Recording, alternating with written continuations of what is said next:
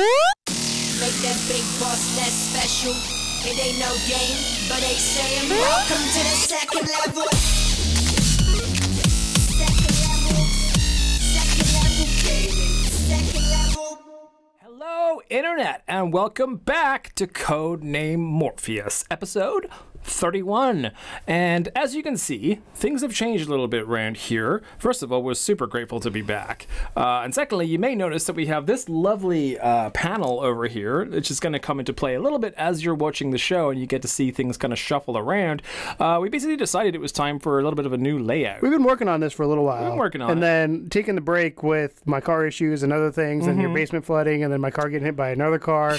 It was perfect time to come back and like, you know what, let's do this right. Yeah, we've been working on it. We had a month off to kind of perfect everything, and now we're just we're going to throw it into the wild and hope that you like it. By the way, we are soliciting feedback, so if you do have any questions about it or anything you think would be better, then please let us know, and we'll sort of like, you know, maybe embed that into future episodes.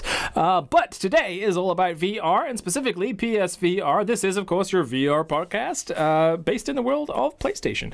And today we're going to be discussing over the new releases, the sales, the news. We're going to have a spotlight. We're also going to have a question that we're going to top everything off with, hence the list. So how have you been, aside from the obvious, for the last sort of month or so? You been all right? I've been good. Yeah? Indie PopCon is, what, a week away? Yeah? Yeah, it's close. Going to see Jacksepticeye. When they see this, it'll be the day after that? No. Yeah. Is it this Friday? Yeah, Friday. Cool. I was like, wait a second, when do I go see Jack? I see Jacksepticeye on Friday, so I got VIP tickets to that. Super pumped. Nice. Loudmouth Irishman. You know, love my Jack. I'm sure there's some Jacksepticeye fans in the... He does a lot of Oculus and HTC Vive stuff. He's got a wireless. Has he ever played a PSVR? Yeah.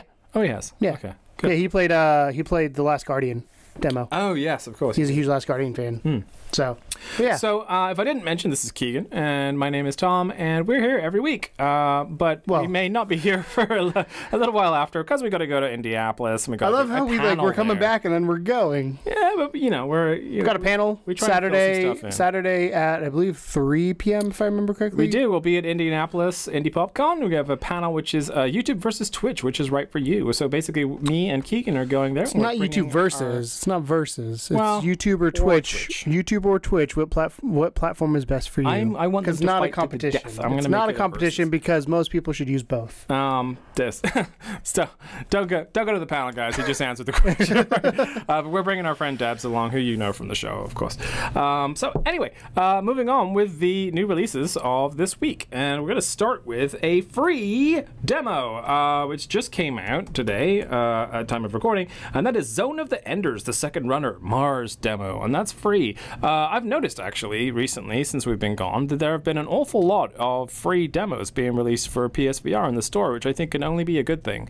And I think it's partially as well to try and coax more people into parting with their hard-earned cash. Well, I think I mean, we were talking about this before. Sony did come out and said PSVR still has or VR in general has a long way to go to meet what they needed to because of critical mass. Like we talk about it all the time, and my business hat's all the way over there, so I can't reach it, but. Yeah, they need to do something to kickstart, because I think right now we're in that lull, and hopefully E3 has something. But I really hope so. I mean, Firewall is the only next game I'm excited about. I feel like otherwise there was this unfortunate nature of a lot of games that were mega hyped that just did not live up to the hype, and you know, not pointing fingers super massive, but I think that we're in this weird lull stage right now. Like the honeymoon phase is over, and right now it's all about like content. And even though Firewall Zero, which is, as you mentioned, probably the most impressive looking thing that's on its way to us, we know there's a lot of stuff in the pipeline. We know there's like a Moss 2 on its way and other things like that, but that is obviously quite far down the road. So hopefully there'll be some surprises at E3. What are they going to show this year? When's it going to be released? All that kind of stuff. So demos are good. Apex Construction got a demo. Wipeout got a demo. That brought a lot of people on board, because there's a lot of people that saw that Wipeout hype when it came out, and they were just like, you know, it's a $40 game. I don't know if I want to like squanch that on the game I'm not too sure about. So that demo really helped, because that is literally one of the best VR experiences out there right now, and I do recommend you try that demo, and that will absolutely convince you to get the full game if nothing does. So it's under the Enders. The second runner Mars demo is out and free. So let's talk about the games that are actually that you got to pay money for, that are full games and not just demos. Quite a lot this week. There's five new releases. Yeah, I was going through, because when I do for our show tomorrow, I go through the PlayStation The Drop to see what's coming out, and I was like, VR. It's not, which is good and bad. I mean, we'll talk about it, but I feel like some of these games look interesting. There's a couple of them like, it's good that there's a lot. They're not super. I'm still a quality over quantity person. Yeah, and I agree with you on that. So that being said, the games coming out this week, we have Black Hat Cooperative, which is a very bizarre looking title. Essentially, it seems like, if you've ever seen The Matrix, the first bit of The Matrix, where Neo is in the office, and he's got someone in his ear that's saying, go left, now go right, no, go through the window, and they're like trying to help him escape the office. That is essentially what this entire game is. It is multiplayer, apparently, although I don't really know how that factors in. So what I told you when we watched the trailer for it, if this game is your friend telling you where to go, that's cool, because that's an immersive thing that you could not do outside of VR, because if you're outside of VR, the person, your friend, can see the screen as well. Unless it's online, then it's a different story. But I think for VR, that's such a cool thing, where the one guy could be inside the area, the other guy can see a map of what's going on, where the enemies are, and how to get around it. And as we learned with Keep Talking, Nobody Explodes, good concept. You're not so great at the puzzle mechanics, so let me be outside the headset. In front of the bump. Yeah. But if that's the way this game plays, and I can't really tell based on the trailer, then that's cool. If it's just some dude telling you where to go and how long to wait, like, that's not as cool. Yeah. I mean, not bad per se, but less cool. So Black Hat Cooperative is only $10. So, you know, it might be worth a sniff at that price and to see if it looks okay. Graphically, it's one of the blocky kind of like Minecraft-y looking layouts, but at the same time, the idea behind it is kind of semi-unique, and it could be really interesting. And then on top of that, you have The Perfect Sniper, which is, to me, like, you know me, I'm a sniper. I like sniping in games. It's my thing. You know, I love a good sniper rifle. I am a sniper. In real life, not really. But again, it's kind of blocky graphics, and the idea, the principle, not terrible necessarily. The trailer doesn't do it much justice, I'll say that. The trailer left me wanting a little bit.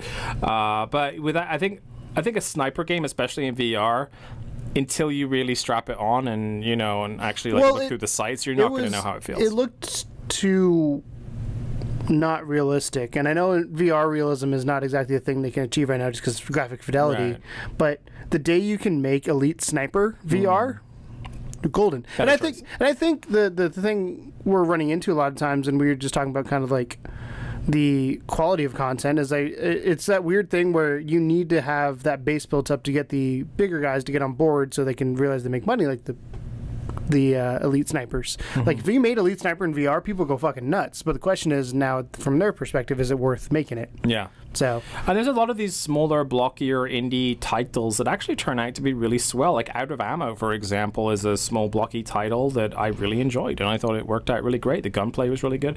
You know, Rec Room is very simplistic in style, and that turned out to be really good. So I'm not hating on the aesthetic necessarily, but I think we've got enough blocky games. Yeah.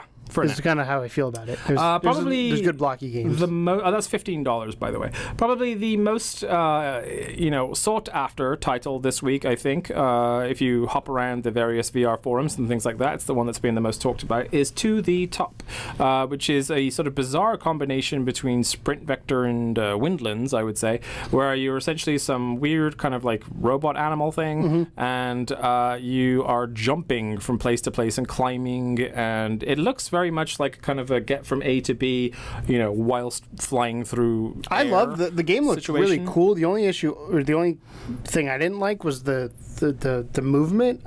It was a like hop. the jumpy movement. Yeah, it was like a. I think it's because like you're playing. Like I said, I was saying to you while we were watching it, it looks kind of like you're playing like an animal. You're playing like a weird. Yeah, fox but I don't like the lurch of it. There's just something about the way it moved. I just didn't like. But I love the jumping between things. Like they had one section of the trailer where these floating pillars that you jump to and you grab them, or you climb up this wall. Like that's cool. Like obstacle course in VR.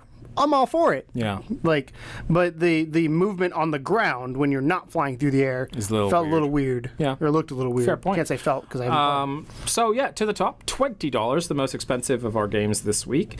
And then Wraith for $10. Wraith is a horror game that, I mean... I was super unimpressed by it, to be honest. Would you buy every horror game? Well, I haven't bought this one. That's what I'm saying. I actually won't buy this one because I watched the trailer for it again, and I don't know if it's just a trailer thing or what, but like you see the teaser trailers for it, and they're all like they lay it up as this sort of beautiful looking, like haunting experience, and then when you actually watch the gameplay, and it's just like a bunch of floaty ghost people, and you're just popping them with your pistol, and then buying a new pistol, and then popping different. Well, it's just I'm kind of dumb. But it has a real-time market. Right. There's other games that do that better, I think, and obviously for a higher price tag, and we're going to talk about one of them later, actually, Killing Floor Incursion. But yeah, for me, this one was a kind of definitely a wait and see, maybe wait for a price drop or something. I'm not shitting on it again because I haven't played it, but the trailer did not leave me tantalized, for want of a better word. Which is what a trailer's supposed to do. It's supposed to do it. And lastly, this one's at the end of my kind of list here because it also has a sale on it preemptively, and that's Along Together, which is a sort of Moss-esque childlike game where... It's like Wayward Sky. Yeah, it's a sort of a platformer where you play the god entity, if you will, and you're sort of helping your little character move across places and do things, and you're trying to track down a very bizarre-looking French bulldog by the looks of it. So we watched this trailer after watching another trailer that we're going to talk about later, and this one looked way less polished. It doesn't look bad. Again, No, it doesn't look bad. It just looks very childish. Yeah. And as somebody who played a lot of Poi and kind of liked Poi, like, yeah, I could see myself getting it. But when I saw the other game, I was like, I'm getting that one instead. Yeah, I think it's... And we're going to say what it is. I don't want to hate on this game because it definitely looks like it does what it wants to do well, but there are games that do what it wants to do. In my question, and one of the things I brought up to you is technically PSVR is 12 plus. And we make these games that look like they're made for kids. That definitely looked like it was made for a younger audience. So it's just like, well, because I play a lot of these platform, younger, cartoony style games, and if it doesn't appeal to me, we're in trouble. Yeah, when it comes to it. So Along Together, $15 currently on the PS Plus sale. I got something in my eye. I don't know what it is. You good? I don't know. We'll find out. You work. If I go blind, it'll be fine. Okay. So again, cutesy looking trailer, a little bit of comedy in there. It looked okay. I'm not mad about it. It's definitely, between that and To the Top. Really for me, it's a choice between that and To the Top this week. If you do want to pick up a game from the 5 games that were released, I think just depending on kind of what you're after, to be honest. If you want a more full-on in-your-face flying around the room experience, To the Top. If you want something that's a little bit more laid back, puzzle platformer, go for Along Together. And those would be the two that I would say.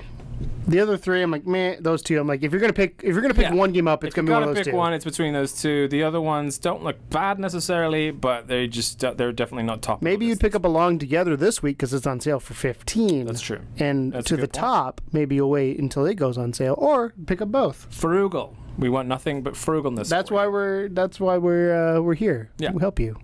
If you can tell by that sidebar, one of the things we says is sales. Yes.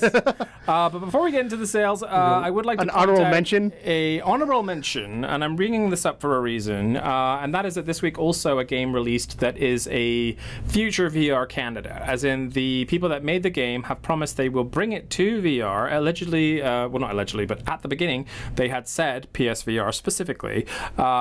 And that game is Agony. And now Agony is a hell of a game, quite literally. You are in a depiction of hell that has been created to be the most realistic depiction of what they would assume hell to be like, as in just complete fucking misery, I suppose. And never been. Don't know, never been. But unless you've been to Montana. There's Hell Montana. I'll send you a postcard. But it's I got to give you like some insight here into just kind of how, and I'm going to do this live because I wasn't planning on doing it. But to give you an insight on just how kind of fucked up Agony intends on being. It was a Kickstarter that I kickstarted. You put my name on it. I did. I put your name on it. And so basically at the end credits, it's going to say level2gamers.com in the end credits, which just has me so excited.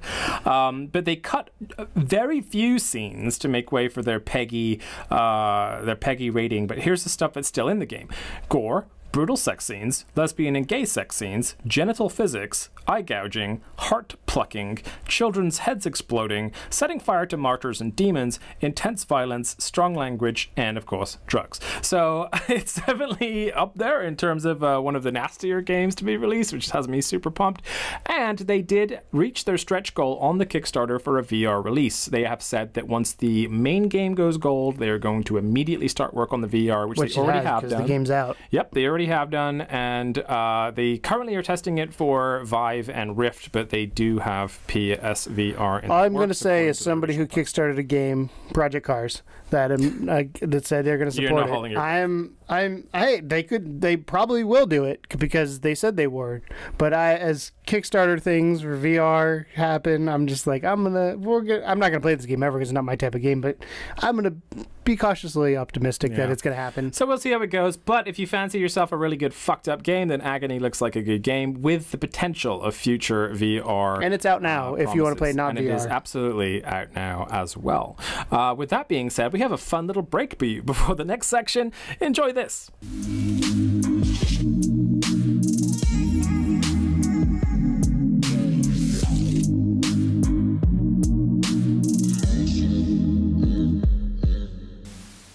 And welcome back to your sales section. Wasn't that a little fun diversion? We're going to have more of that coming forward. Part of the new aesthetic. We actually had not an argument, but a business discussion about some of these little bumpers that you're going to be seeing here.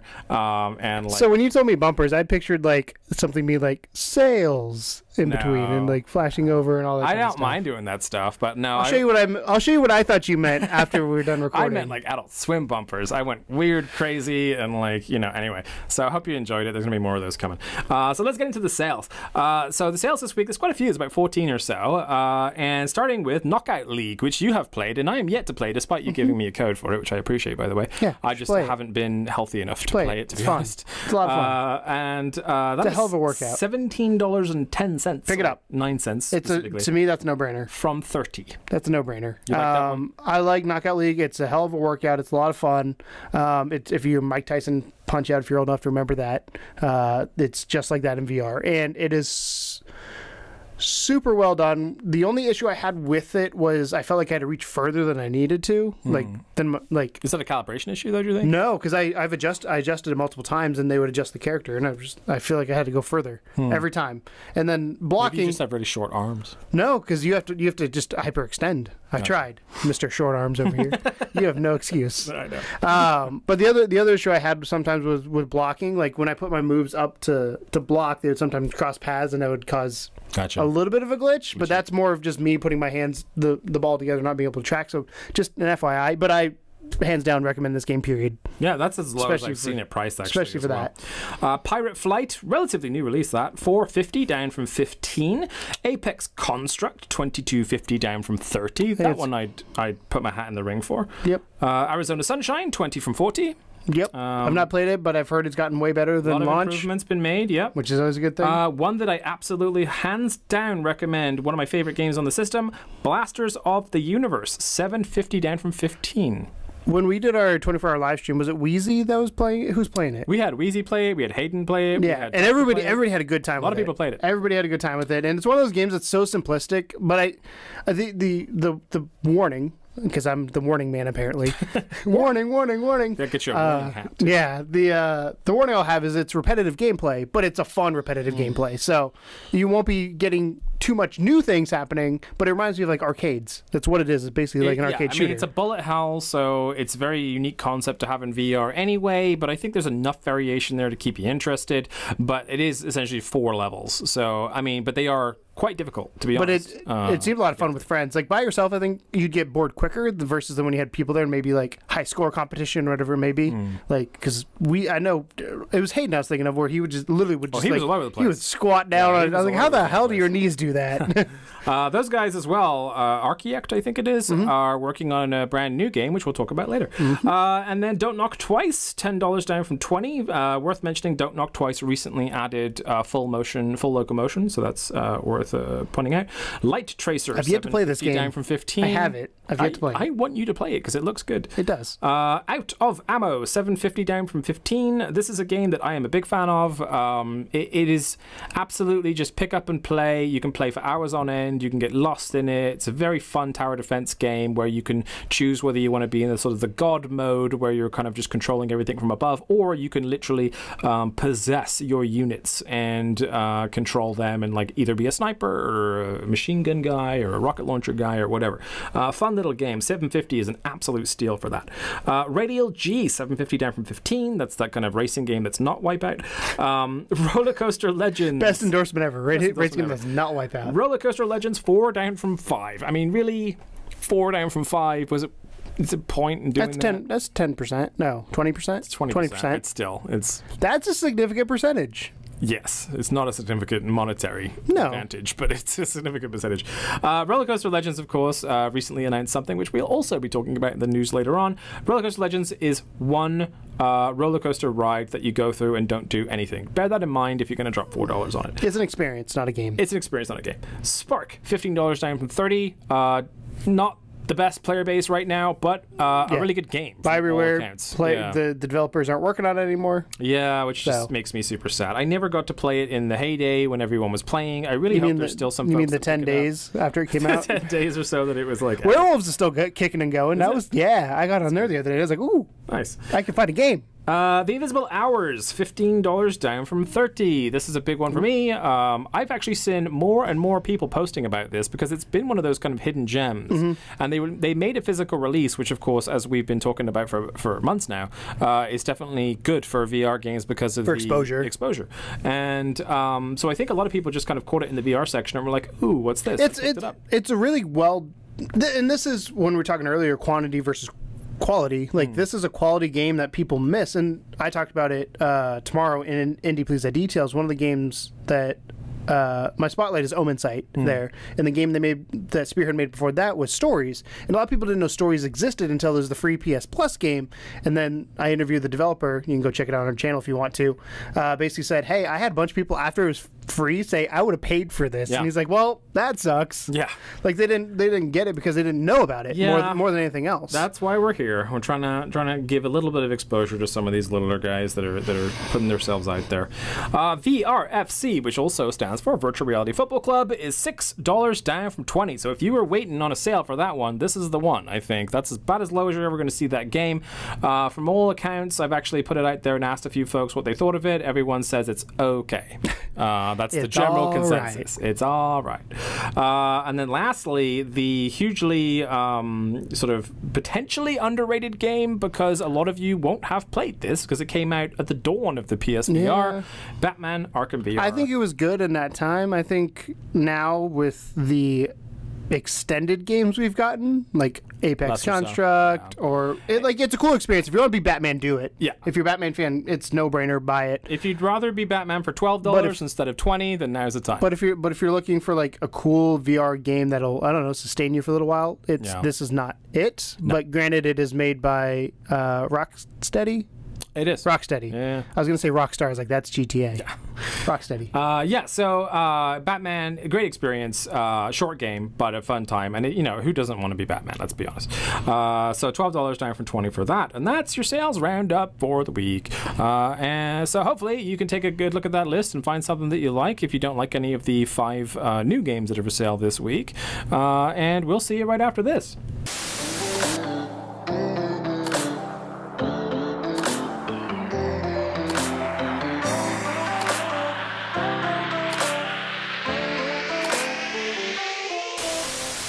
Welcome back. It's news time. All right, so this is the most fun part of the show for most people, where we get to dig into the entire week, or in this case, sometimes longer, worth of news in the world of PSVR and sometimes VR in general. And we have a doozy to start with, and that is that the lead Superhot developer had an interview recently where he sort of hinted towards more Superhot, not just DLC, an actual fully fledged sequel. You're saying it wrong. It's super hot. Okay. Super. Bear that in mind. So he said the core of Superhot is a very cool idea. It's a visceral thing when you experience it in VR, for instance. People in front of you, they try to hurt you, but until you move, everything stops. That is such a primal role fantasy. It's something that I know we've only scratched the surface of things that you can do with. We are working on more of that. We're working on different tools and motion capture stuff. Things that will feel, will bring it to the next level, and it will be visible. And then the reviewer says, so, a sequel, as you would follow up with that question.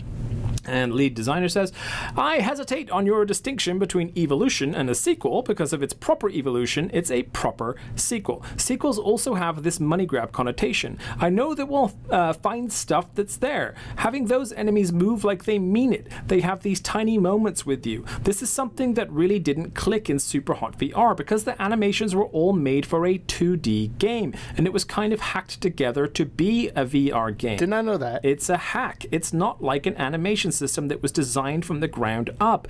There's some legacy from the flat screen version. What we're developing now is making an even more core VR experience. So it sounds like built from the ground up for VR, right? That's what it sounds like to me. I think they realized that Superhot in general, whilst a cool concept, definitely worked way better in VR than it did in flat. It's one of the games that I think everybody that owns a VR system says you have to play it. It is universally lauded. And it's like Skyrim, Farpoint, Superhot. Yeah. It's definitely... And Superhot's the cheapest, I think, of the three. I think it's 30. It is, and price. It's also on every system, so everyone on the Rift and the Vive and everything else are all, like, have been singing its praises for a very, very long time.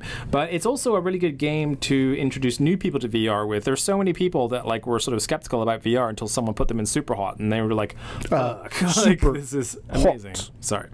I'll edit that in later.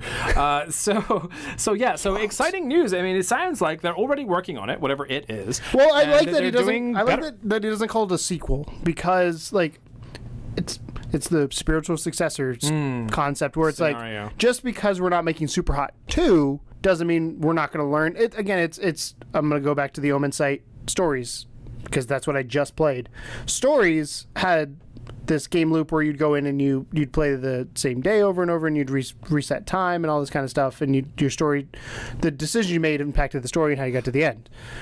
Omen Sight did something similar, but they changed it slightly based on the feedback they got from the first game to make it that much better. So I'm hoping that if Superhot, I can't remember what the name of the team is, but if they do it that way, the game can only go up from there, and it's like it's already a good to / great game in VR that that makes me excited. Basic if you really think about it. Yeah. You know what I mean? If you think and about the super control fucking scheme, the only thing they need to change, they stuff, need to fucking fix their save states. That's the one thing I would. If you're watching this fucking Superhot VR, make it so I can save after every damn level because or at least it's like so 3. Yeah, because it was annoying going back. It's fucking brutal, dude. It was annoying going back to like 5 because you had that one where you just would fuck up once. You're like, well, I gotta do this shit again. Yeah, that was the only thing that put me off that game. Actually, now that you mention it, it put me off enough that I don't play it as much as I once did. So this one is a fun rumor mill situation for you, but also something that looks like it's very, very likely to happen. So they recently announced there was a game, I should mention, was announced by Ubisoft last year at E3 2017. That was being co-developed by one Elijah Woods, who is one of my absolute favorite people. I have a massive fan of Elijah Woods. And basically it is a really kind of interesting take on the VR genre in general. It's more like movie-based than game-based, but there's definitely a ton of game elements to it, and that game was called Transference. You may remember the kind of like very bizarre sort of reveal that they did for it at E3 2017 last year. Now this year they have announced that they're expecting it to release in fall 2018, which is damn fucking close. So we are fully expecting to see this game at E3 2018. If you don't know anything anything about Transference, allow me to enlighten you. So Transference is a psychological thriller and the first game collaboration between Spectravision and Ubisoft Montreal, bridging the gap between movies and games. We invite you to lose yourself in the destructive tale of a man's obsession as you explore his digitally recreated memories. Escape the maze-like puzzle of an impossible home concealing a corrupted truth. Meet the troubled family members and get hands-on to solve their riddle through a multi-branching narrative. You directly influence their fate and decide their future. Starring Macon Blair, who was in Blue Ruin and Green Room, Transference is a true collaboration between Hollywood and gaming. Founded by Elijah Wood, Daniel Noah, and Josh C. Waller, Spectravision tell character-driven stories tackling emotion and human experiences that challenge conventions. Combined with the experience of building rich gameplay Ubisoft is known for, Transference is a dark, thrilling puzzle. I won't go much further than that, but essentially, if you had seen the original trailer, you'll know that it definitely looks, at very least, interesting. But the announcement of the fall 2018 release is super exciting. I think it might be an exclusive. I'm not positive, but I think it's not. Be. It's on everything. Is it? Yep. Because I remember PlayStation were the ones that had it up there, but I don't remember if it was exclusive. Here, if you go, hold on, I'm going to go to their page. It's going to be on loading.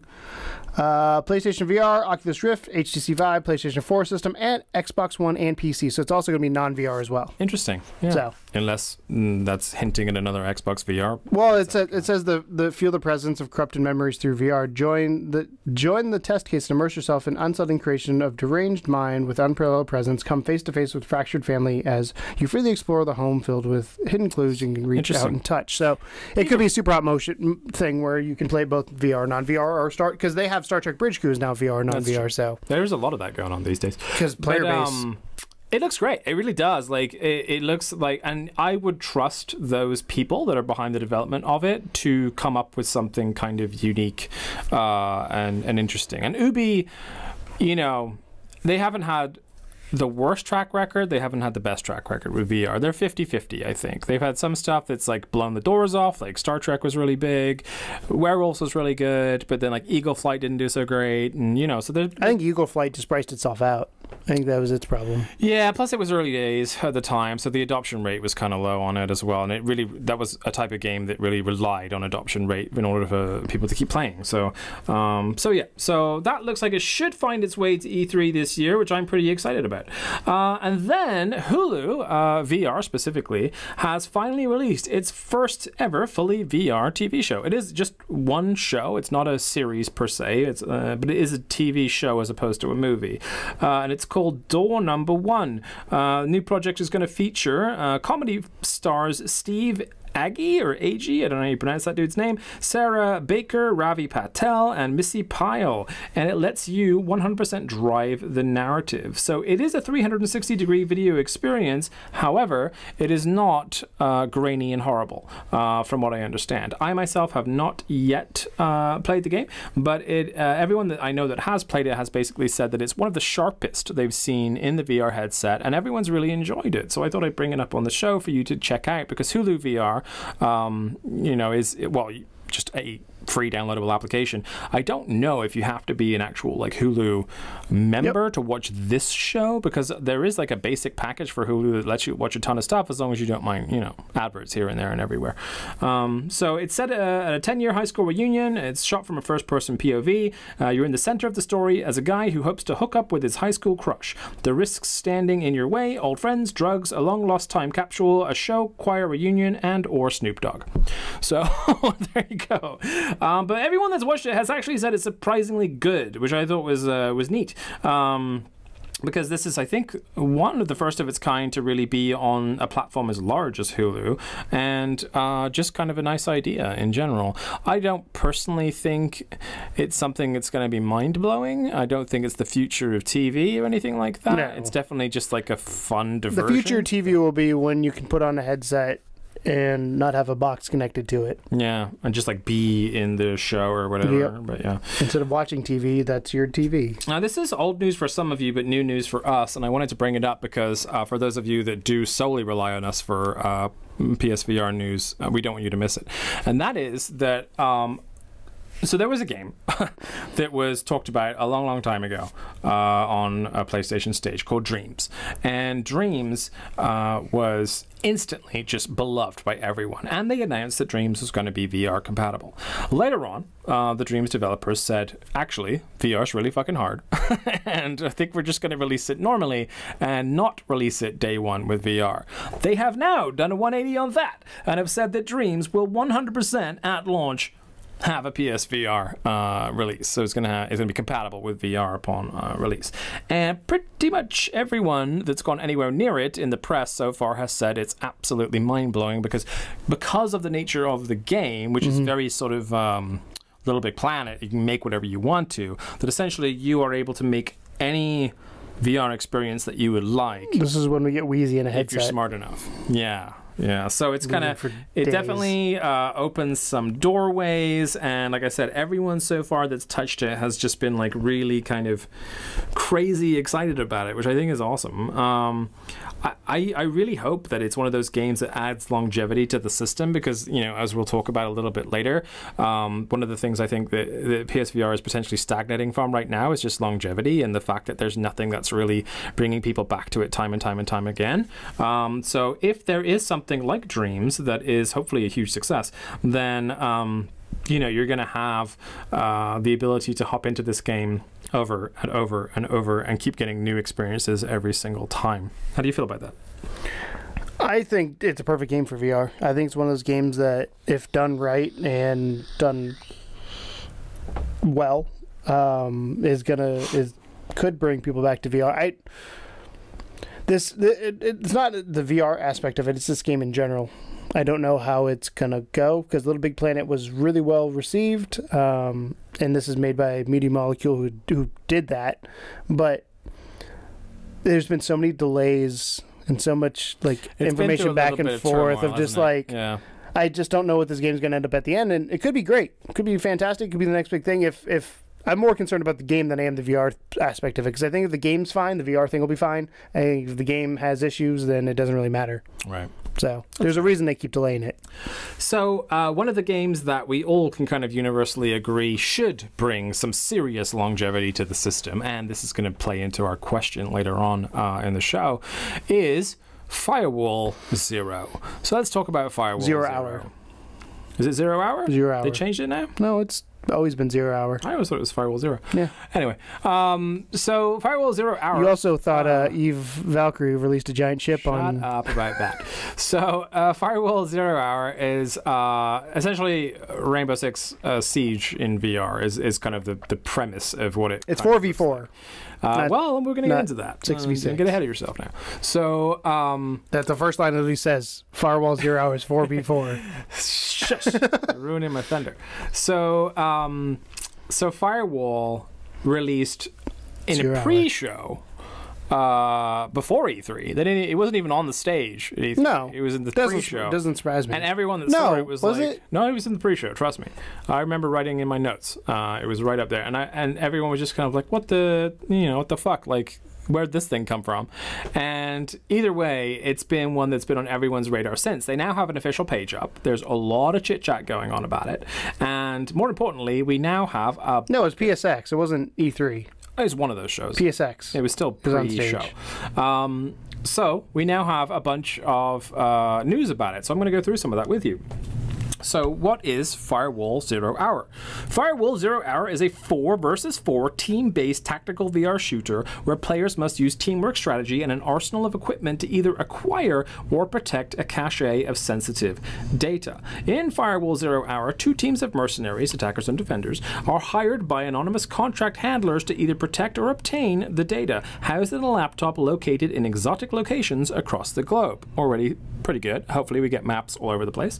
Each team's anonymous contact handlers acts as their eye in the sky and guides each team by providing objectives and critical information in each match. Their sole concern is the data, and they are willing to pay you handsomely for it. What are my character, weapon, and equipment options? There will be a number of different weapons in Firewall 0 Hour, ranging from assault rifles, SMGs, shotguns, and pistols. We also offer many weapon attachments and equipment to unlock through player progression that enhance your weapons and upgrade your loadouts. There are also also 12 different contractors to choose from, each with their own unique skill. Each contractor can be customized with an additional skill and many cosmetic upgrades. So it sounds like not only are you going to be able to get like perks and adjustments for your actual weapons, but the people that you're being contracted to will have their own perks as well. Which is how Rainbow Six Siege works. Right. Each person has their suit. Like you have the medic, you have the different roles you fill.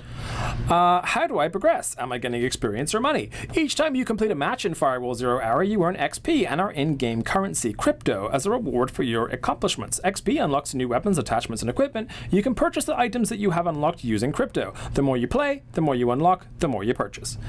Is internet or PS Plus required for Firewall 0 Hour? An internet connection is required for Firewall 0 Hour. PS Plus is only required for multiplayer training and multiplayer contract modes. You can play the PvE by yourself. Am I picking sides? There are no sides in Firewall. You accept contracts and work for anyone willing to pay your price. How many maps will it be at launch? There will be 9 maps at launch, set across 3 real-world regions: Russia, United Kingdom, and the Middle East. How does the game benefit from PSVR?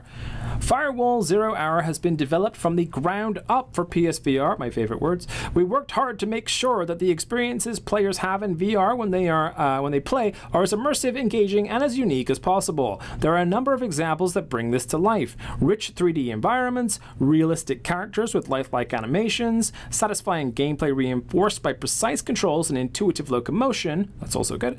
A powerful social element driven by team communication and interactions that are hyper effective via 3D sound. And PSVR's built-in microphone. Playing with the PlayStation VR aim controller, you'll benefit from an extra level of immersion as you aim down the sights of your virtual weapon. Finally, communication with your teammates is critical in Firewall 0 Hour and your key to strategizing, surviving, and completing your contracts. Is there a single-player campaign? There is no traditional single-player campaign in Firewall 0 Hour. The focus is to make contracts mode, that's multiplayer competitive PvP, as balanced, satisfying, and replayable as possible. Our single-player and multiplayer training modes allow you to earn XP and practice against AI with all of your weapons and equipment, preparing you for combat in contracts mode. What are some more details? So training mode, that's the single player PvE. You can test and hone your skills against AI in 9 maps, earn XP, and help boost your multiplayer game progress.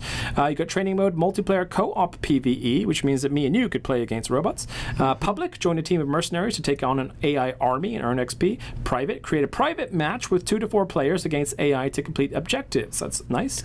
And then contract. Hold on. What's up?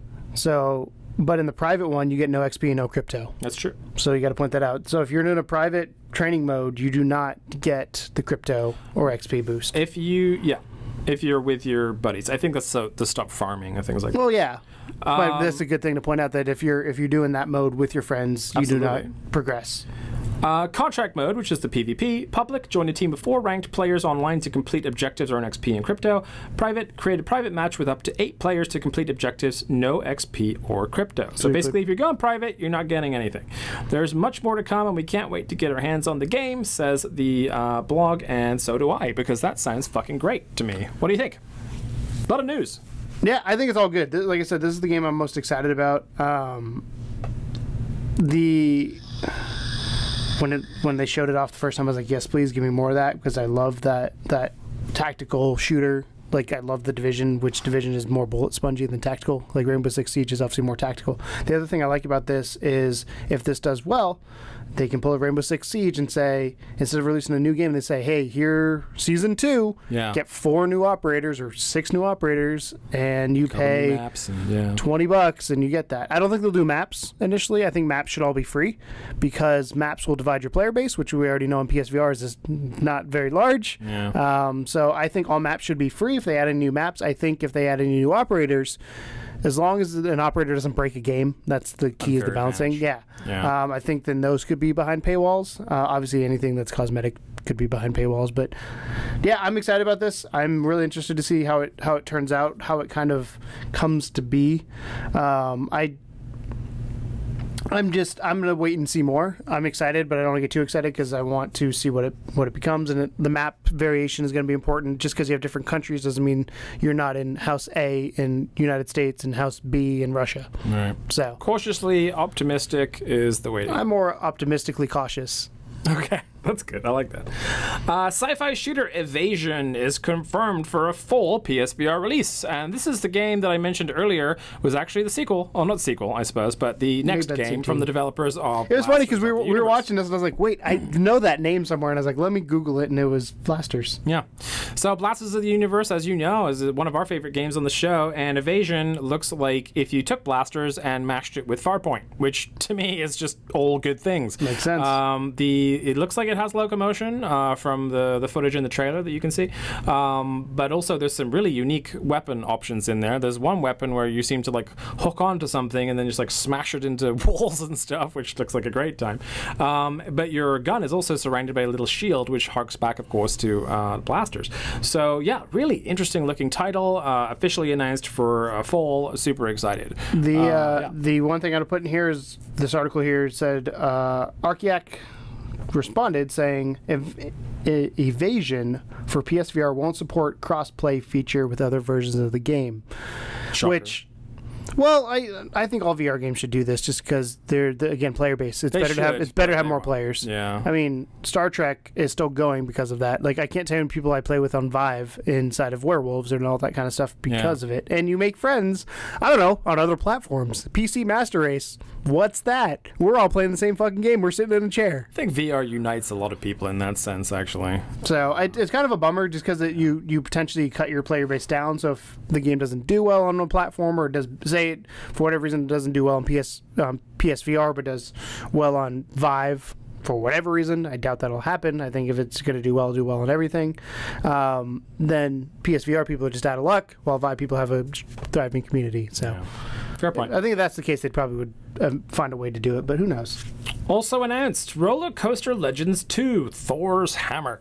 So Roller Coaster Legends, we mentioned earlier, is essentially an experience. It's not a game. You are in a roller coaster. It's about a 5-minute long experience where you're basically just going through a really elaborate roller coaster where really the tracks are like secondary. You're mostly just going to be sliding around giant ice blocks and things like that. And so for a while now, they only had the one level, which was kind of this God of War-esque level, original God of War-esque level, sort of different mythology. And this one looks like it's going Norse, which seems to be a really fucking popular thing these days. So God of War did it, let's do it. Yeah. So that's getting a release. Hopefully it probably won't be any more than $4 or $5 like the original one was. I don't really know if they're going to release it as like a whole separate game or if they're just going to like add it to the original one and make it so you can choose. They made Sneaky Bears as well, and Sneaky Bears roller coaster. They love roller coasters. I love roller coasters. Roller Coaster Legends 2 on its way. Thor's Hammer. Check the footage. And if you like the first one, then I assume you'll like this one. That's pretty much how that boils down. And then the game that we were talking about, sort of third-handedly, while we were talking about some of the releases, the Along Together, the kids sort of game. They also have their head of studio has an opening as of about a week or two ago. You gonna apply? No, that's kind of scary. So you guys remember there was the Playroom for PSVR that was kind of this nice little area where you had a bunch of free games that you could play in there. One of those games that was the most popular game was Robo Rescue. It's like Wii Sports for VR. Kind of. Robo Rescue was super popular, and everyone that played it was like, can we get a full game of this, please? And guess what? Sony said yes. You're getting a full game of it. Not quite the same thing, but close enough. So Robo Rescue is getting that full game in the form of a game called Astrobot Rescue Mission. So you saw this. I want you to talk about it, because as soon as I saw the trailer for this, I was like, Keegan is going to fucking love this. Your thoughts, sir? It looks good. It looks really good. No, so we were talking about earlier with what's the game that came out this week? Along Together. It put that to shame. Like this was and it's hard to explain. I love 3D platformers. Like a lot of people, I grew up on Mario, but 3D platformers are my bread and butter, and that's kind of where I play a lot of my games, or used to. I guess there's not very many of them anymore. They're coming back. Spyro's coming back, so I'm excited about that. But the level of polish that looked like it was there in the different world, and the thing that got me, and I think you were like, oh my god, that's cool too. One part of the trailer, you fucking grab these ninja stars, you throw it out I think it's a waterfall or something. There's something where it's just rotating through, and then you jump onto those where you threw them. Like, that, to me, is a game doing something different in VR and that done could well. not do outside of VR. Well, you could still do it outside of VR. Not as I just think as a game mechanic, again, the way I judge a game is I don't care if it's good in VR or good out of VR. I judge a game if it's good. And to me, if a game is good and then VR adds to it, fine. Like as of right now, like the way I look at this game is I still don't know why it has to be VR. I'm hoping they have some things that show me why, but it looked good. And as long as the game's good, I will play it. And it doesn't matter. I'm just happy because I know how much you wanted to play Moss and that you couldn't because of the snake situation. And everything about this seems to be, more kind of Mario-esque in terms of like the way the worlds are, where they're built and the enemies and things like that, but also just kind of more fun in general. Because Moss was a little serious, like for a little game about a mouse taking on the world. How dare be serious about taking on the world? Right, I guess he better be. But I think I saw this and I just immediately thought, yeah, this is like that fun kind of quirky little title that you would probably really enjoy. So, and everyone else that's taken a look at the trailer has pretty and those are the things I look at is those little things that set it apart. Because like you have games like, I mean, I played Poi. I wouldn't consider Poi a great platforming game. It's solid, it's good, and it fills a niche that's not there on other consoles besides Nintendo.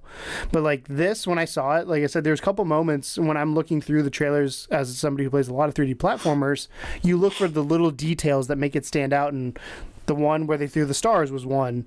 The other one was when you, as dumb as it is, where you beat the guy's tooth out. Like, that is cool.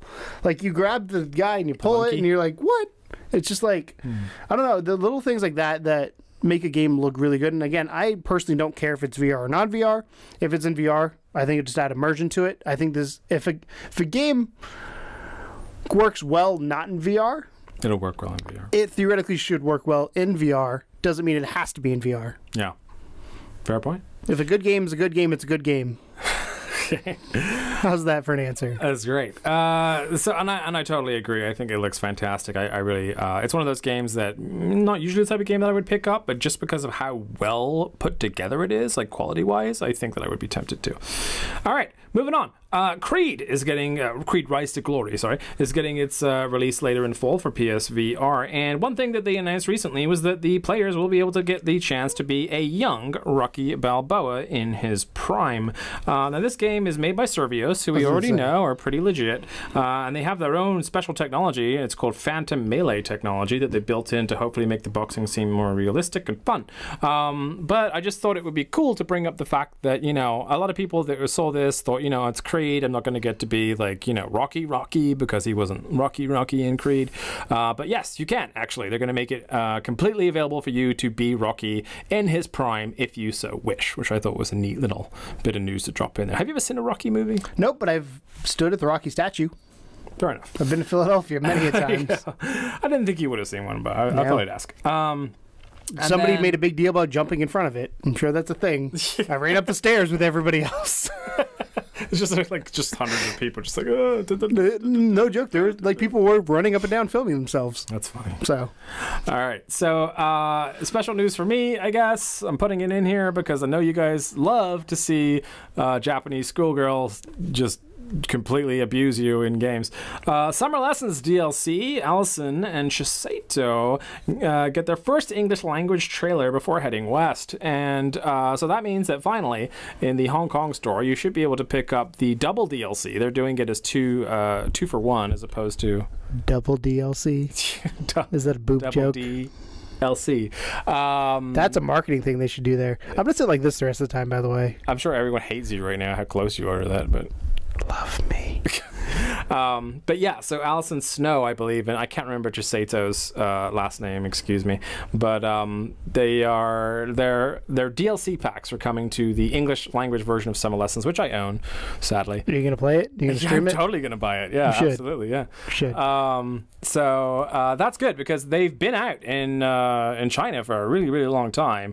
Japan, sorry, for a really, really long time, and they just haven't found their way. You just offended a whole country. You just offended a whole country. I didn't offend. Maybe two. I just got it wrong. There's nothing wrong with that. I didn't say Chinese people were bad. I just said it was Japan instead of China. I got it wrong.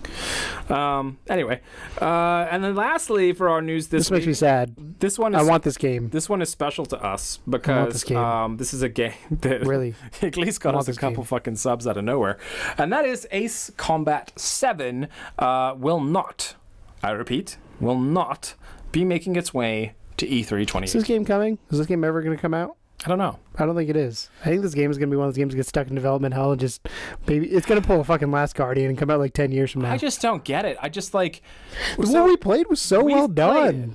It's amazing. But that doesn't mean the whole game is done. No, we played a vertical slice. I mean, the thing is, though, how hard can it be? Like, you did that part amazing. How hard can the rest of it be?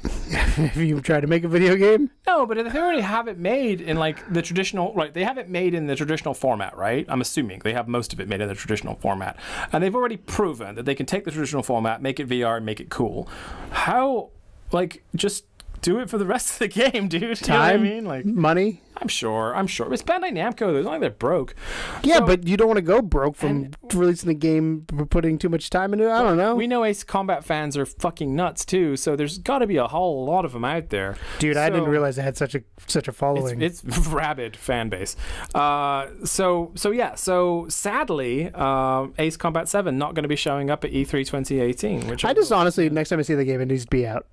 That's how I look at it. Pretty much. Next time I see the game, or at least release that fucking demo in the store. Yeah. I don't know why they don't. That'd be great. It's a good demo. It works really well. It would give people enough of hype and holdover because we're lucky in the fact that we know that no matter how long this game takes to come out, it's going to be good when it does. At least if it's like that demo, right? It's a big if. If it's all like that demo, the whole thing's going to be great. But, you know. So I don't know. It's a toss-up. But it's sad news to end on, I'm afraid, that we're not going to see that at E3 2018 this year. But hopefully we're going to see a bunch of other really cool stuff. You never can tell. So that's your news roundup for this week. And we're going to leave you with a little something here. And then next time we're going to be moving on to the spotlight. Stay tuned.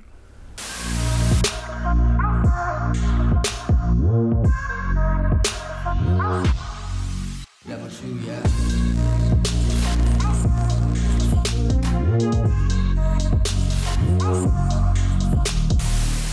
Welcome back. It's Spotlight time, and this time I'm going to be talking about a game that's been out for a few weeks, but you know, we've been gone for a little while. Been gone for a month. And I thought it was worthy enough to talk a little bit more detail in, and that is Killing Floor Incursion.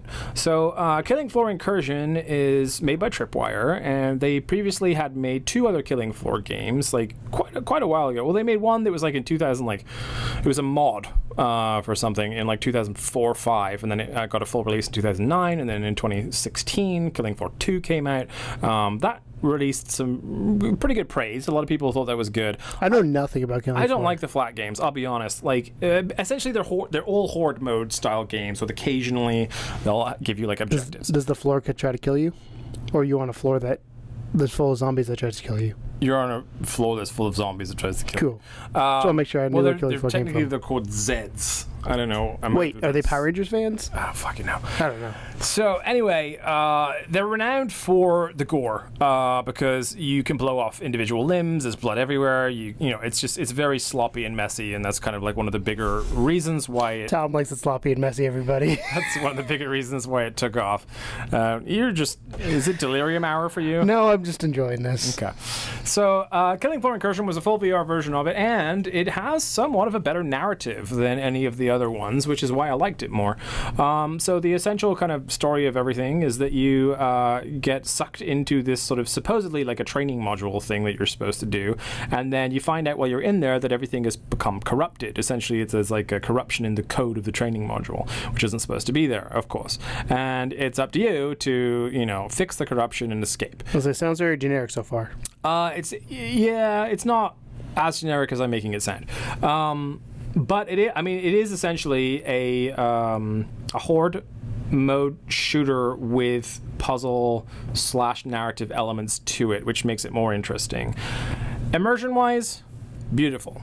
Like really well done. Like, so the nice part that I really liked about it is you have a somewhat of like a combo, like a combat pack on you for storing weapons and other things. So it feels really good to use because you have like holsters for both of your pistols here. You have holsters for both of your knives in your back. You have a torch holster that's like on your chest, grenade holsters that are down by your waist, and if you get other weapons later in the game, you can like get rid of the knives and you can have like a hammer on your back, or an axe on your back, or a shotgun on your back, or an assault rifle on your back, or a sniper rifle on your back. So you can basically chop and change as you go, but you can still only carry so many things, like one this shoulder, one that shoulder, basically. Some of the kind of like the cooler sort of smaller elements of it, for example, are the throwing knives that you get originally when you start out with. You can actually press a button to, instead of holding them like actual knives where you're stabbing people, you press a button and he like flicks them around to the throwing side, and then you can actually throw them at things. Do they come back? I believe they kind of regenerate. Okay. Yeah. It's not. You throw them and they're gone. No, you don't like pick them up or anything. Okay. But it's super accurate. Like, so for every fucking game I've ever played where I've had to throw things, Superhot as well, like every game, I've never been able to throw things successfully. This game, I felt like a throwing knife god. Like, the very beginning, they give you like target practice and everything, and you're just like throwing them, and it's exactly how you would think. Like, when you let go of the button and the movement, everything is spot on. I hit every target. Does it have any sort of lock on? I don't think so, because some of them went astray when I fucked it up. But like when it felt good, it looked good, which is kind of what you want. So that was a unique thing to me, that I had to be very wary of what I was reaching for at any given time, because if I had an assault rifle and I suddenly ran out of ammo, okay, I'm fucked. Oh no, I'm not. I have two pistols in my pouch. I would just throw the assault rifle, pick up the pistols, and start going full bore with those. I have a grenade here. There's a horde of people over there. I'm gonna pull it, and the grenade is like lift it up, pull the pin, wait, throw. Like, it's all like very realistically done, as far as that could be. Did you have any fumbling when you had to pull the pin? Occasionally. I was gonna say, because I feel like that would be... just but as much fumbling as I would have in real life, I suppose. The torch is interesting because the torch has two modes. It has like an actual just like flashlight mode, and then it has like almost like an ultraviolet mode where it can see the corruption. So if you're in a certain area where you can't progress, you'll actually see these cancerous growths that are in the area that you're in. They can only be seen under a certain torchlight. You can pick the torch up, wave it around, and shoot them like that, or you can just pin it to your chest, and then you can still use two weapons, but you have to turn your whole body to see the surrounding. So again, it's these like small little details that just kind of all build up into this like really comfortable feeling combat. The movement is a little different. The movement is teleportation only, but they do it quite cleverly. So teleportation in a game like this is okay because of the fact it's a horde mode game, because you're basically going, like, at some point there's like 30 zombies on screen that you have to take out. So for teleportation, like with Doom, a quick escape is awesome, right? There's fucking 30 things in front of me, teleport 50 yards that way, and I got a little bit more time to figure things out. Where they get you, though, is that you can only teleport fast like 2 or 3 times. If you keep doing it to try and just like skirt around the map and cheat it, essentially, it denies you the ability to travel far. So you get to the point where you hold down the teleportation button, you can actually see the amount of distance you're allowed to teleport move as you're holding it down. So you have to wait like maybe 5 seconds before you get to the full extension of where you can go before you can let go and travel there. So it punishes you for moving too quickly, too fast, because it doesn't want you to just like skank your way out of every single combat, which I thought was a really kind of smart way to deal with that, because then you're like, oh my god, am I going to get there in time, which is really cool. As far as like the actual satisfaction level of the combat, I mean, it's fucking killing floor, so it felt great. Heads are exploding, arms are falling off. You can pick up an arm and beat another guy with it. It's super gross, which is exactly what you want. There are many puzzles in the game where you have to so there's like a handprint and a retina scan, and you can't use my hand or retina, so guess what I'm doing? Cutting off a dude's head in his hand, and I'm gonna use the floppy arm, I'm gonna put it on the scanner, I'm gonna get his head and just whack it in front of and it feels it's hilarious, but it also feels pretty good at the same time. The environments are a little bit varied. They're not super varied. A lot of it is dark and dingy, which you kind of expect, but there are some like fully open areas. There's like an office building you're in, everything's well lit. You go outside on a rooftop, everything's well lit, so it's not like you're continuously just in like deep dark places with a torch for your, it doesn't feel like all like Brookhaven. There's certain areas where you definitely feel like you're in a sort of a zombie apocalypse situation, which is really cool. It's co-op, so if you felt like it, you could join me in a game playthrough, and we'd have a really good time.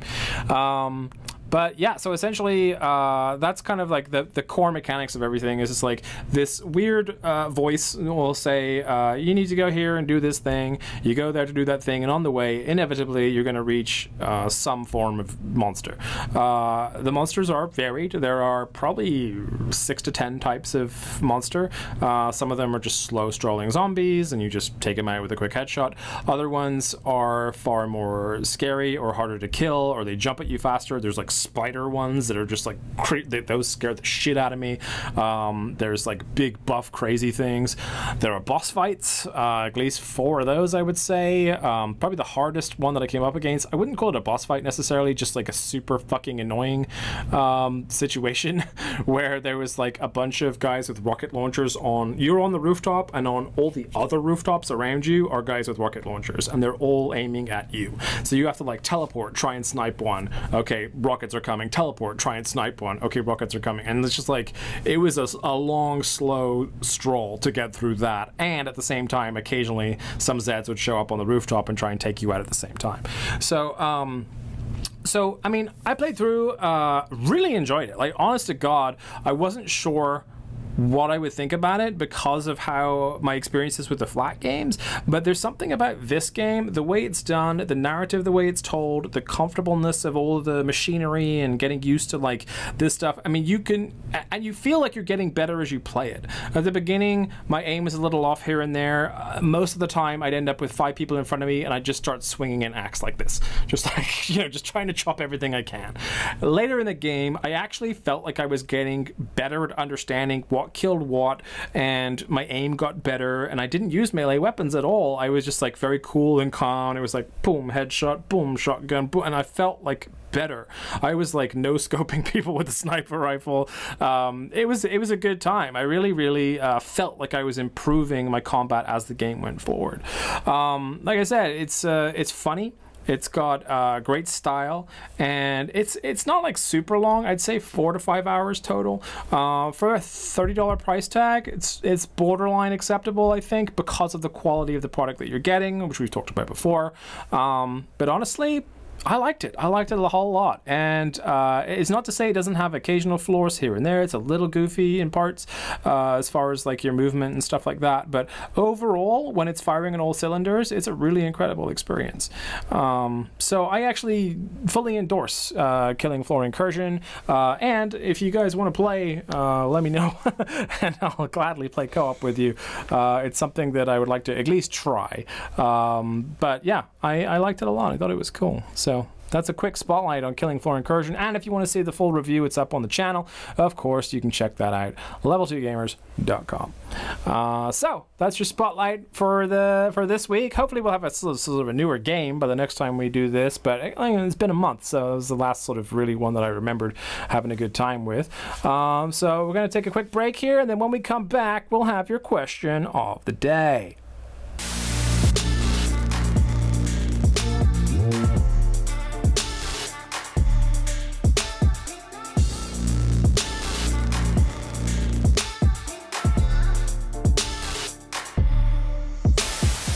Welcome back, and we're going to top it off today with our question, and that question is, and this is kind of to do with the staying power of the VR. You had mentioned earlier in the show that Sony had said they were less than impressed. Well, they were happy, but their numbers, I think, like where they thought they were going to be at, were not quite where they thought they were going to be at with PSVR, and it's hard to really like shit on it because it's still like the #1 best, you know, selling VR system out there. A huge adoption rate, I thought, and I think that a lot of people are super impressed by it. So, you know, that being said, how do we keep the excitement around it? There's been these weird articles lately, totally misconstrued articles. One came out, and I was gonna send it to you. I think I may have sent it to you actually when it first came out. That said that there was like an interview or whatever where they said they weren't going to release a PlayStation 5 until 2021, and I was going to rub it in because you had said it was going to be what, 2019, 2020. No, now it's 2019 coming out 2020. Has always been what it's okay. So, you know, I sent that article, or I was going to send that article to you, and then like very quickly after that, like 2 days after that, there was a retraction where they basically said, I don't know how they got that because that's not what we said and all this kind of stuff. So all this back and forth, and of course, when people speculate about the new console, they speculate about the new PSVR as well, because as you have pointed out, you think that they're going to wait until the next console for the next PSVR, and I'm inclined to agree with you. So that being said, right now, we're in a lull. I think it's fair to say. Right, guys? Let's not feel bad about it. It's okay. You know, lulls happen. We had a whole bunch of great stuff there for a while. It's getting to that point where everyone's getting super quiet because E3 right around the corner, and we fully expect to see PSVR have a big showing at E3 as per usual. But what do you think VR can do now to help with the staying power? The question that I have is, do you think VR needs an actual V-sport with a good following to help maintain its staying power? And by V-sport, I'm just doing a play on words of eSport here, in case you didn't pick that up. Me and you, big Overwatch League fans. I'm biggest CSGO fan. Love eSports in general. Think it's great. V or VR sports, not a thing yet. They thought Spark was going to be the one. They thought Sprint Vector might be the one. Nothing so far has been the one. We're looking at, right now, Firewall 0 Hour as potentially having that ability, right? Because that is, if that does pull off what it claims it can pull off, which is basically Rainbow Six Siege, which already is an esport, then do you think that we could have a V-sport finally, and that would help maintain the staying power? Yes and no. I don't think a V-sport will be what grows PSVR. I don't think it'll be anything that kind of makes it... Not so much grows as just maintains. It just keeps it keeps people interested. I don't think so. The reason being is, do I think it would be cool to have? Yeah. Do I think it'd be fun to get into? I think still the biggest thing is the barrier to entry. One of the things I like when I watch Overwatch League particularly is, and you, I think, do the same thing. You learn things from watching people, and then you go play it. The cost to buy a PSVR headset plus, I'm assuming what's going to be a $60 game, is pricey. Assuming you have a PlayStation already. If you don't have a PlayStation, you're looking close to $1,000 roughly for everything you're going to need, and that doesn't include the moves, that doesn't include if you wanted to aim, that kind of stuff. So I think would it be cool to have? Yeah. Do I still think the VR market is too niche? Yes. It's the same thing I keep saying every time when it comes to VR is, I don't think the mass market, whatever that you want to define that as, whether that's mainstream or if that's just mass gamer market, is there. And it's funny because last month we've been off. I've not thought about VR outside of maybe 1 to 2 times of things. I'm like, is it really got to the point where it just sits on my stand? I'm like, I'll play it every so often, but like, there's no reason for me to come back to it. And if Firewall is good, I don't think the V-Sport side of it will bring it back. They need good games that will bring you back consistently to it. Whether that's in Overwatch, granted Overwatch will never be PSVR, but that's a prime example for us. But they could ESL. come up with something similar. That's what I'm saying. There needs to be something. I don't necessarily needs to be a sport. I just needs to be something that has a good gameplay loop that brings you back over and over and over again. But then they need to come up with different games that do that. So, prime example is, let's talk about the last few weeks. Sure. We've had Far Cry 5 on PlayStation. Mm-hmm. We've had God of War.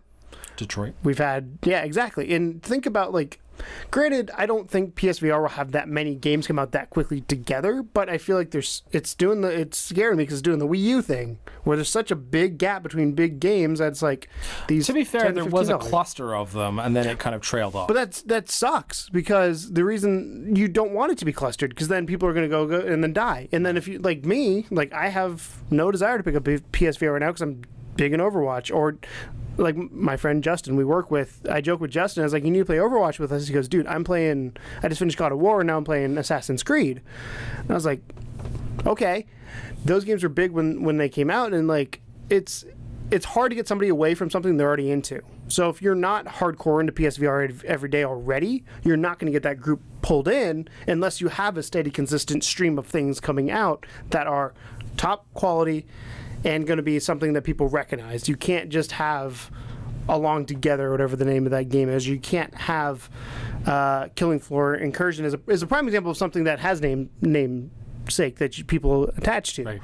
So yeah, name recognition. That's the word I was trying to think of. But like, you need more of that to happen, because I feel like right now the problem we're running into is we could have this big holiday rush where I guarantee at E3 they're going to announce a AAA title that's going to come out between October and February. Well, guess what? Between March and September, what are you going to play? Firewall. That's assuming it does well. Yeah. I mean, the problem for VR, and you said it very well earlier, we had games that didn't meet expectations. Yeah. When one game doesn't meet expectations, that's a big blow to PSVR right now because of where it's at. Versus if, say, Detroit, and Detroit, from all I've heard, is it's not a great game, but it's been well received. It's not better Quantic. Yeah, it's not getting 10s, but it's also not getting 6s. It's getting 8s. It's solid. So like if Detroit came out and kind of flopped, people wouldn't care, because you know why? They'd go to something else. Yeah. Right now, if Firewall, from everything we know, Firewall comes out and it flops, what are we going to go to? It's the same thing. Same thing I talked with Farpoint back in the day and Elder Scrolls. Like, I don't know. I feel like the Elder Scrolls hype has worn off. I feel like people they realize they're playing the same game over and over again. I still think it's a wonderful thing that you can hop into the world of. I do too, but it's something people have already done. No, you're totally right. Which I hate saying, but you're right. I think that more than the Firewall team knows is resting on their shoulders.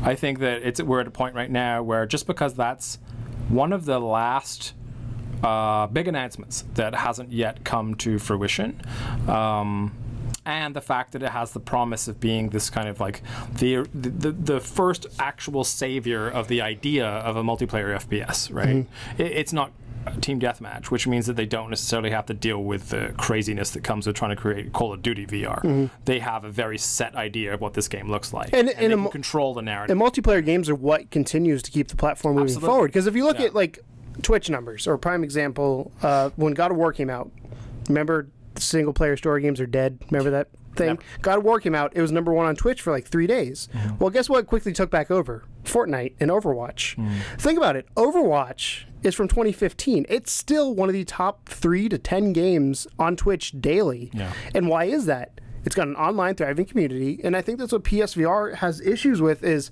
it's in this weird place where, do you have enough units to make that happen? I personally think they have that ability if they get a game that will hit everybody the right way. Yeah. But I don't think that game has come out yet, and I don't think that, because every multiplayer experience that's hit PSVR so far that has the potential to be that big. Things like Spark, things like Starblood Arena, even Star Trek. Like Star Trek's great. I love Star Trek, but it's still like it's. But there's always that kind of like, this is only going to be fun for so long. Mm-hmm. So I think they need, like, when I say V-Sport, like, I'm using that as an example because pretty much every eSport that you look at is a MOBA, or it's a game that has infinite replayability, right? So you have like your Overwatches, your Counter-Strikes, your Dota 2s, your StarCrafts, whatever. They're games that no matter how long those fuckers have been out, they have this replayability value that means that every game is different, every game is a challenge, every scenario and tactic is, you can still, there are people making new tactics in Counter-Strike. This is a game that is over 10 years old, and there's still people coming up with new ways to approach those maps and approach those bomb sites and things like that. With Overwatch, the lore there is just so thin on the ground that it's unbelievable, frankly, that the thing is still going as strong as it is. But because of how compelling that game is, and the characters and the strategies and the metas that form around different characters getting released and all that kind of exciting stuff, and the fact that, frankly, the Overwatch team does a fantastic job of releasing new content in a very timely manner, that's the stuff that keeps that community going. And so when I say V-Sport, I mean something that's like basically just got huge replayability factor, but also the potential for fan factor. Also something that like people could fanboy over. So people will fanboy over their favorite, the FaZe clan playing Rainbow Six Siege or whatever. You need a game that has enough of a replayability factor, a tactical element to it, an ability to change and still remain interesting and not just have the same thing thing over and over and over again.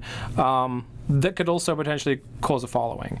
But like you said, like it's harder for someone to sit down and pick up a PSVR and play the game they just watched their favorite, V-Sport player play than a game like Overwatch. I mean, your top games, I pulled up Twitch right here. Your top games as of recording right now are Fortnite, IRL, which is in real life, League of Legends, PlayerUnknown's, World of Warcraft, Hearthstone, Dota, FIFA, talk shows, Dark Souls, and Detroit, because those games just came out, GTA 5, CSGO, and Agony. Those are your top games right now on Twitch. And then below that you have Call of Duty, you have Sea of Thieves, you have Overwatch, all that kind of stuff. And it's just, I really, really think that multiplayer is what sustained games. GTA 5 didn't become one of the biggest selling games of all time monetarily because of the single player campaign. As much as it sucks, as much as people bitched when Call of Duty said, hey, we're not doing a campaign, it doesn't make sense anymore to a lot of people. I don't think single player. I would argue that GTA did become one of the biggest selling games of all time on the single player, but the multiplayer sustained it.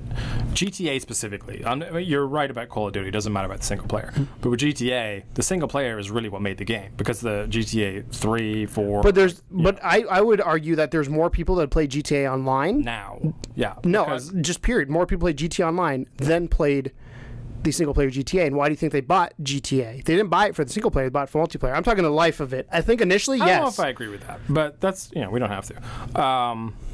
Because I think initially specific. I think initially GTA, yes, you'd sell it on the story, but over the life of what's happened, I think more people have bought it for GTA Online. Nowadays, yes, absolutely. I think when it came out, no. Because of GTA Online didn't exist when it came out.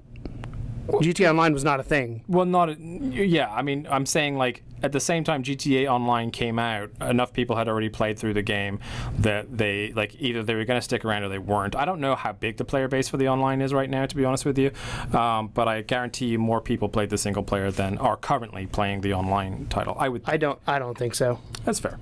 But yeah, so the other thing, when I was sort of thinking about this the other day, you said how, like, you haven't really touched it for a while, the VR headset.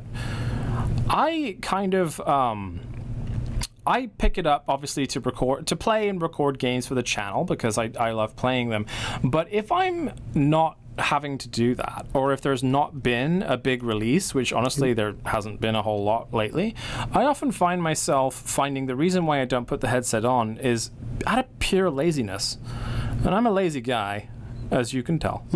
But I often find myself like, I'm just like, I could just sit here, plug in a controller and play Overwatch, or I could go into my little box here, connect all the HDMI cables up, do all the other bits of voodoo that I have to do to get this thing up and running, clean the lenses, clean the rubber on the inside, and it just, for me, it's like a 20-minute ritual to be able to actually just sit down and start playing a VR game, which, I'm not like mad about it because the experiences are definitely deeper than some of the experiences I've ever had in flat gaming. But at the same time, I think that whole part of it doesn't help as well. I think when we get to the point where these headsets are just far, far easier to just strap it on your head and go, or they're self-cleaning lenses, or there's something like that, then it will definitely become more of a sort of a commonly reached for thing. But that's kind of one of the things I've noticed that pulls me away from playing it as much as I'd like to, is simply because I don't want to spend 20 minutes to do all that stuff,